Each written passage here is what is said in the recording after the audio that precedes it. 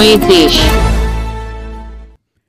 অস্ট্রেলিয়ার অন্যতম বাণিজ্য শহর সিডনির অদূরে ক্যাম্বেলটাউন সিটি কাউন্সিলের মুসলিমদের প্রাণকেন্দ্র মিন্টোতে অবস্থিত AMWC ইসলামিক সেন্টার। প্রবেশ করলে যে কারও প্রাকৃতিক ও ইসলামিক পরিবেশে মন জুড়িয়ে যাবে। 2007 সালে অস্ট্রেলিয়ান মুসলিম ওয়েলফেয়ার সেন্টার প্রতিষ্ঠার বেশ কয়েক বছর পরই মিন্টোতে 5 একর বিশিষ্ট জায়গার উপরে এই ইসলামিক সেন্টার প্রতিষ্ঠা করা হয়। অত্যন্ত সুষ্ঠু ও নিরপেক্ষভাবে নির্বাচনের মাধ্যমে প্রতি 2 বছর পর পর সংগঠন পরিচালনার জন্য কমিটি নির্বাচন করা হয়। 2025-2027 সালের জন্য নতুন কমিটি নির্ধারণের জন্য আগামী 6 সেপ্টেম্বর 2025 AMWC ইসলামিক সেন্টারে নির্বাচন অনুষ্ঠিত হবে। আনিস সাদিকুর এবং রায়হান ফরহাদ প্যানেল নির্বাচনে অংশগ্রহণ করবে। আনিস সাদিকুর প্যানেলের প্রার্থীর নাম ঘোষণা করেছে। দৈনিক সময়ের দেশের অস্ট্রেলিয়ার প্রতিনিধি আনিস সাদিকুর প্যানেলের সভাপতি ডক্টর আনিসুল আফসার ও সাধারণ সম্পাদক প্রার্থী সাদিকুর রহমান মুন এর সাথে সাক্ষাৎকার নিয়েছেন। আসসালামু আলাইকুম রহমতুল্লাহি ওয়া বারাকাতুহু। আমি doctor Anisul Afsar, Australian Muslim welfare সেন্টারের বর্তমান সভাপতি। আগামী ইলেকশন যেটা হবে 6 সেপ্টেম্বর, সেই ইলেকশনে আমি সভাপতি পদপ্রার্থী। আলহামদুলিল্লাহ, আল্লাহ সুবহানাহু ওয়া তাআলা আমাকে সুযোগ দিয়েছেন এই অর্গানাইজেশন প্রতিষ্ঠার লগ্ন থেকে এর সাথে জড়িত থাকার জন্য।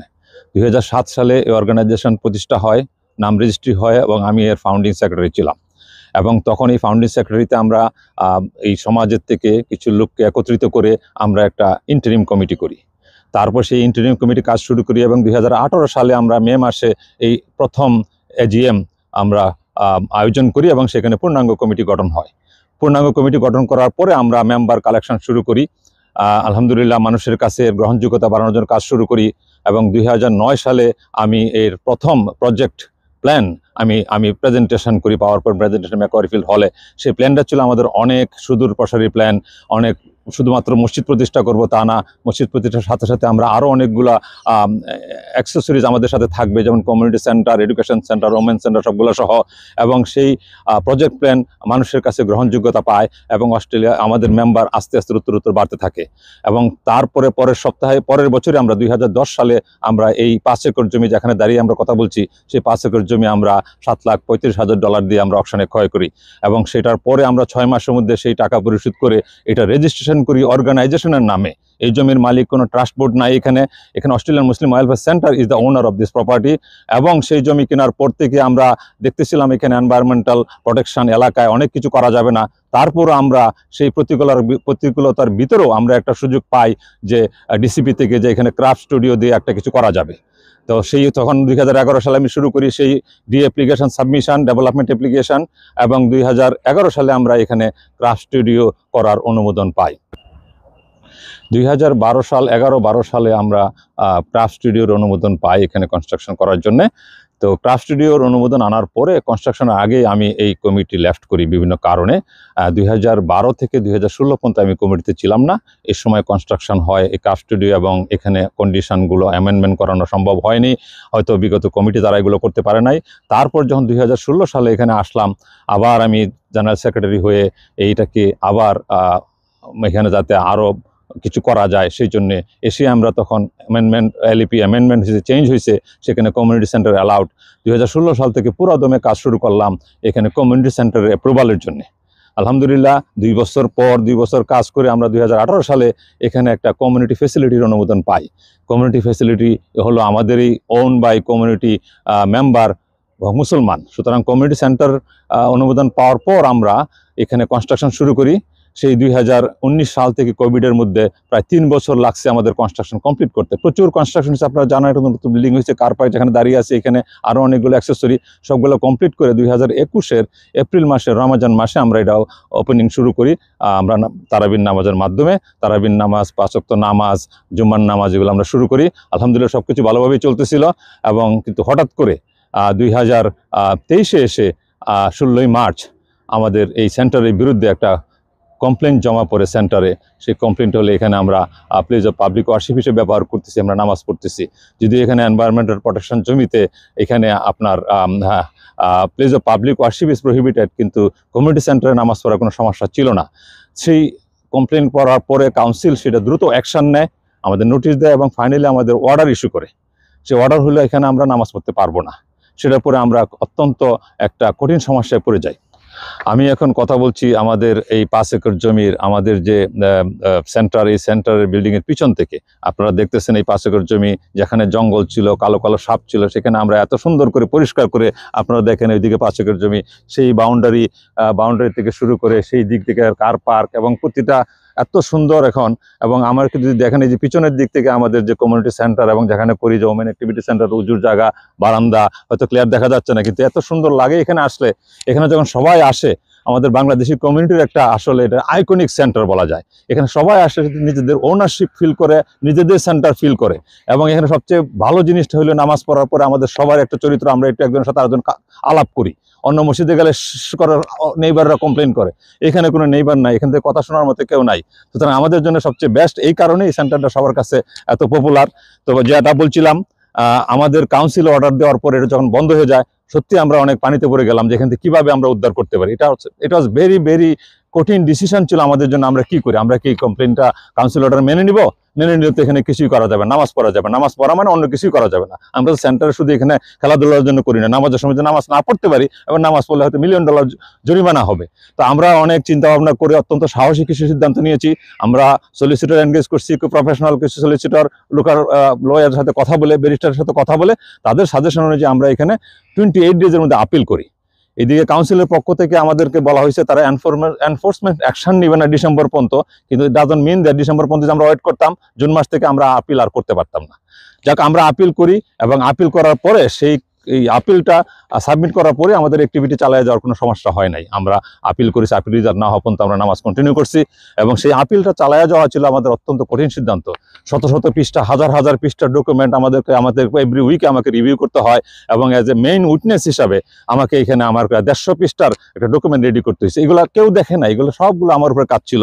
অ্যাট দ্য সেম টাইমস আমরা শুধু আপিল কন্টিনিউ করি নাই, আমরা এখানে এই সেন্টারটাকে ভবিষ্যতে যাতে নামাজের জন্য ব্যবহার করতে পারি, মসজিদে কীভাবে রূপান্তরিত করা যায়, সেই জন্য আমরা আরও কতগুলো পদক্ষেপ নেই। তার মধ্যে মেইন পদক্ষেপ ছিল এখানে আমরা জুনিং চেঞ্জ না করেও কীভাবে এখানে মসজিদের অ্যাপ্রুভাল আনা যায়, সেটার জন্য আমরা একটা প্ল্যানিং প্রপোজাল সাবমিট করি, যেটাকে বলা হয় আমরা এডিশনাল পারমিটেড ইউজ। এই জমিতেও যাতে মসজিদ করা যায়, place of public warship allowed হয়, সেটার জন্য আমরা অ্যাপ্লিকেশন সাবমিট করি, সেটাকে বলে প্ল্যানিং প্রপোজাল। সেটা প্রায় 2 বছর ধরে সেটা অ্যাসেসমেন্ট হয়েছে এবং তার জন্য ডকুমেন্টস দিতে হয়েছে, সবগুলোই আমাদের রিভিউ করতে হয়েছে। ইনশাল্লাহ সবগুলো আমি কাজ করছি, এখানে আমার উপরে সবগুলো ছিল এবং সেগুলো অনেকেই দেখে না যে কি হচ্ছে, তো হিউজ পরিশ্রম করতে হয়েছে। এবং একই সাথে আমরা আরেকটা অ্যামেন্ডমেন্ট অ্যাপ্লিকেশন করি, যেটা আমরা অ্যাপ্রুভাল পাই। এখানে আমরা 150 থেকে আমরা 220 করে আমরা ইউজ করতে পারি, দিনে 2টা প্রোগ্রাম করতে পারি, 2টা জুমার নামাজ করতে পারি, সবগুলো অ্যাপ্রুভ হয়। এবং এডিশনাল কার পার্ক সেগুলো অ্যাপ্রুভ হয়। এখন আমরা যেখানে প্ল্যানিং প্রপোজাল ফাইনালি আমাদের চলে আসছে, আগামী 2 উইক্সের মধ্যে এটা এলইপিতে, লোকাল এনভায়রনমেন্টাল প্ল্যানিংয়ে যেখানে ইনক্লুড হবে, তখন আমরা মসজিদের দরখাস্ত সাবমিট করতে পারবো। সেই দরখাস্ত মানে ডিএ, ডেভেলপমেন্ট অ্যাপ্লিকেশন, সেটা অলমোস্ট রেডি। তার 80% কাজ অলরেডি হয়ে গেছে। মানে অ্যামেন্ডমেন্টের জন্য যে পরিমাণ ডকুমেন্ট ছিল, সেই ডকুমেন্টগুলো আমরা এখানে ইউজ করবো ইনশাল্লাহ। আমরা অলরেডি প্ল্যানার নিয়োগ দিছি, তারা statement of environmental effect ready করতেছে। আর যে কনসালটেন্ট রিপোর্টগুলো আসছিল, সেগুলো আমি যোগাযোগ করতেছি, সেগুলো মডিফাই করে আমাদের প্লেস অফ পাবলিক ওয়ারশিপের জন্য রেডি করে দিবে। সেগুলো আমরা করার পরে আগামী 2 মাসের মধ্যে ইনশাল্লাহ আমরা ডিএ অ্যাপ্লিকেশন সাবমিট করবো, যদি আমরা নির্বাচিত হই ইনশাল্লাহ। এবং 2 মাস পরে এখানে 6 মান্থের মধ্যে কিভাবে ডিএ অ্যাপ্রুভাল আনতে হয়, সে একটা আলাদা ডিফারেন্ট পাথ হয়ে গেছে, যেটা আমরা অ্যামেন্ডমেন্টের জন্য প্রয়োগ করছিলাম। ইনশাল্লাহ সেইভাবে আমরা আশা করতেছি 2 মাস আর 6 মাস 8 মাসের মধ্যে আমরা মসজিদের অ্যাপ্রুভাল পাবো ইনশাল্লাহ। মসজিদের অ্যাপ্রুভাল পাওয়ার পর আমাদের প্রথম টার্গেট থাকবে, আমরা এই এন্টিটিটাকে আমরা মসজিদ হিসেবে ব্যবহার করবো, আমাদের নতুন কনস্ট্রাকশন করার প্রয়োজন নাই। তার মানে এইটাই হয়ে যাবে তখন অস্ট্রেলিয়ান মুসলিম ওয়েলফেয়ার সেন্টারের মসজিদ ইনশাল্লাহ। আমরা দোয়া করবেন যাতে আমি আমাদের কাজটা করতে পারি।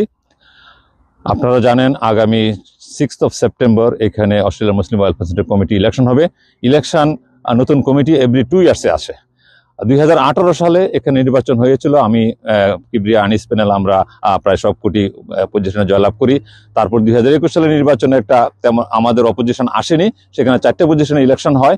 তারপর 2023 সালে যখন কমপ্লেন পরে, সেন্টারটা যখন সবচেয়ে কঠিন অবস্থায় কাউকে খুঁজে পাওয়া যায়নি, কেউ আমাদের সহযোগিতা করতে আসেনি, কেউ আমাদের কমিটিতে আসতে চায়নি।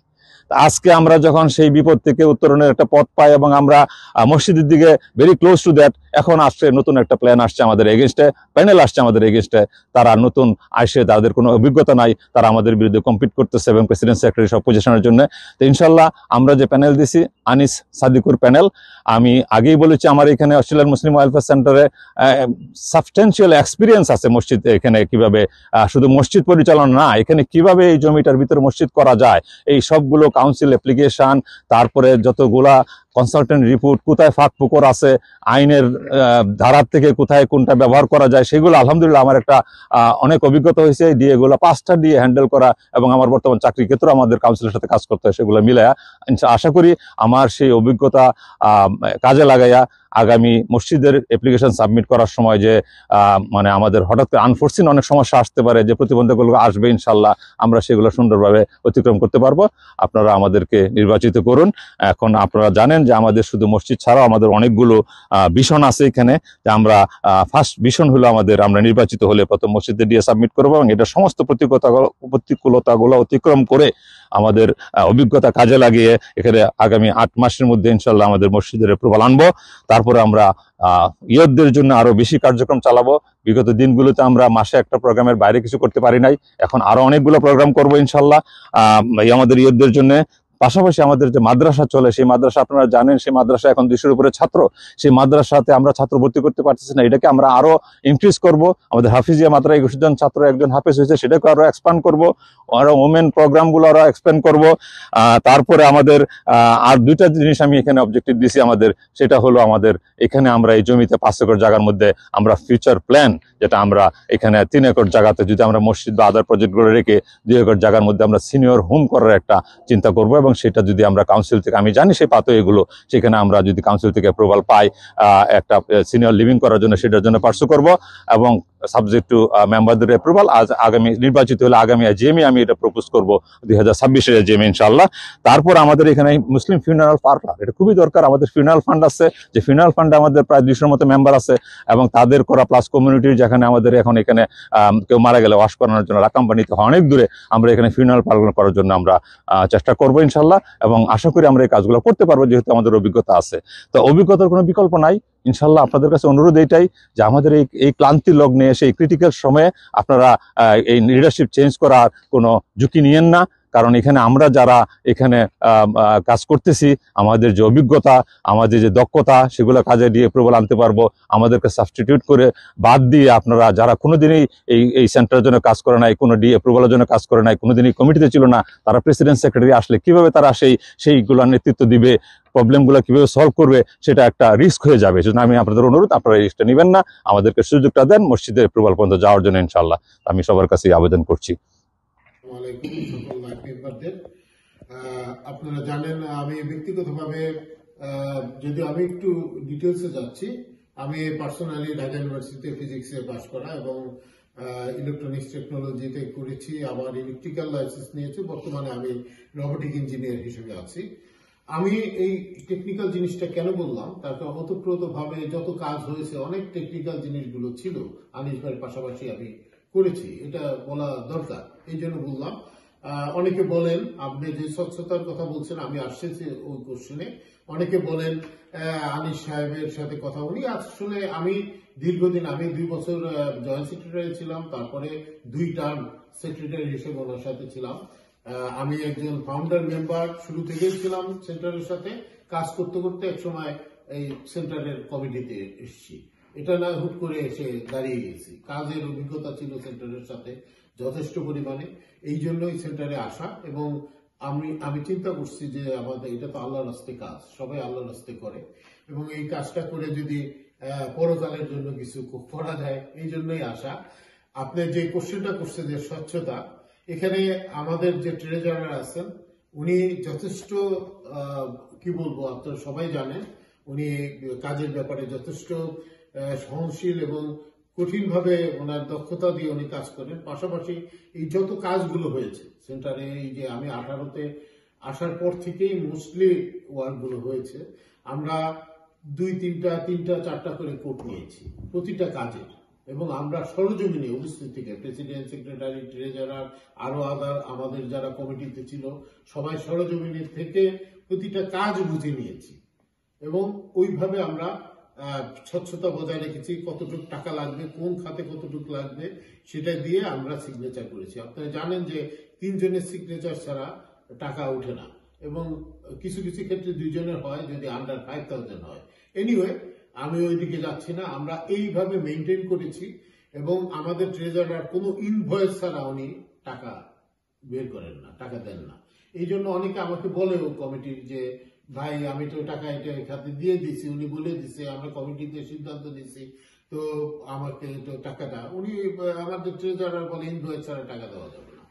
তো এইভাবে আমরা প্রতিটা জিনিস, প্রতিটা খাত এইভাবে মেনটেন করা।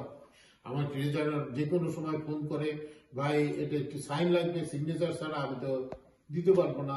এই জন্য উনি দৌড়ায়, সিগনেচার নেয়, কালেক্ট করে এবং করি। আপনার ধরেন আমাদের এই পর্যন্ত যেসব কাজ হয়েছে প্রতিটা কাজ আমরা সূক্ষ্মভাবে করেছি সেন্টারে এবং সামনে আমরা মনে করি আমাদের এই দক্ষ টিম সঠিকভাবে যে কাজগুলো আছে আমরা করে যেতে পারবো ইনশাল্লাহ। কেউ পারবে না এটা আমরা বলতেছি না, কিন্তু this is not the time for change. আমি সবার কাছে রিকোয়েস্ট করব 6 তারিখ 6 সেপ্টেম্বর আপনারা আসেন ভোট দিতে এবং সশরীরে আসেন। এখানে আমাদের কোনো পোস্টাল ভোটের ব্যবস্থা নাই, আপনাকে উপস্থিত হতে হবে। ভোটটা একটা সাদাকা, আপনারা লাইভ মেম্বার হয়েছেন, এটা যেমন সাদাকা, আপনার ভোটটাও সাদাকা। এই সাদাকাটা আপনারা সঠিক জায়গায় দেন, আল্লাহ তাআলা থেকে আপনারা এটা নিয়ামতটা পাবেন। এখানে আমাদের যারা আছে, এখানে মাত্র 2 জন লোক আগে কমিটিতে ছিল না, আর বাকি সবাই কমিটিতে বিভিন্ন পজিশনে বিভিন্ন কাজ করতে কমিটিতে আছে, কাজ ছাড়া কেউ নেই। জি, ধন্যবাদ সবাইকে। আসসালামু আসসালামু আলাইকুম। Please cast your vote, please cast your vote Anis Sadikul panel. আপনার এমডব্লিউসি তে একটি ইসলামিক সেন্টারে অনতি বিলম্বে একটা মসজিদ প্রতিষ্ঠার জন্য অত্যন্ত দক্ষ এবং অভিজ্ঞ নেতৃবৃন্দের সমন্বয়ে গঠিত আনিস সাদিকুল প্যানেলে আপনারা ভোট দিন, ফুল প্যানেলে ভোট দিন। ধন্যবাদ।